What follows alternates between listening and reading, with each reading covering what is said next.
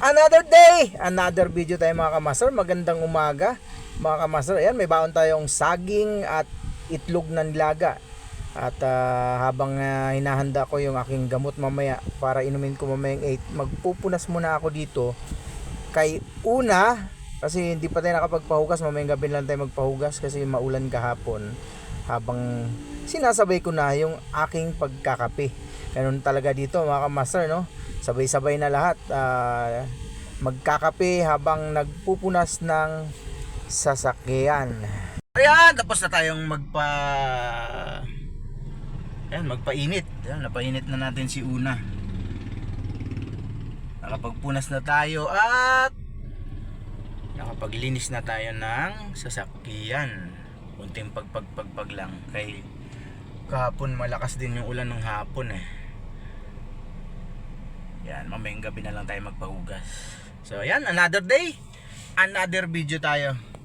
So ayan, dami ng booking, pili-pili na tayo. At ayan, update natin sa biyahe natin kahapon. Maganda, medyo kilo or ayos ang biyahe natin kahapon. Yun nga lang, sumagat tayo kasi talagang yun naman talaga ang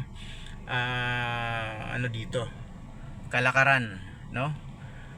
Yun ang katotohanan kapag TN-based driver ka, hindi ka kikita kung hindi ka sasagad. Pero ayos na, at least kumita tayo.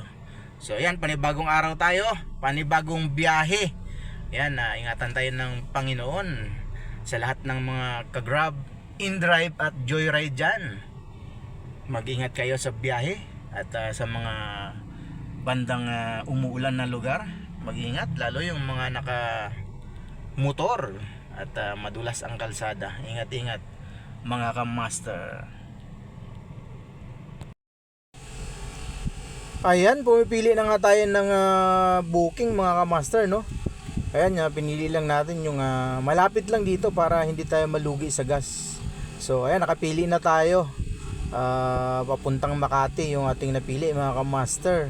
Ayan, meron lang 400 to 500 meters mula dito kung saan ako nakapark. Ayan,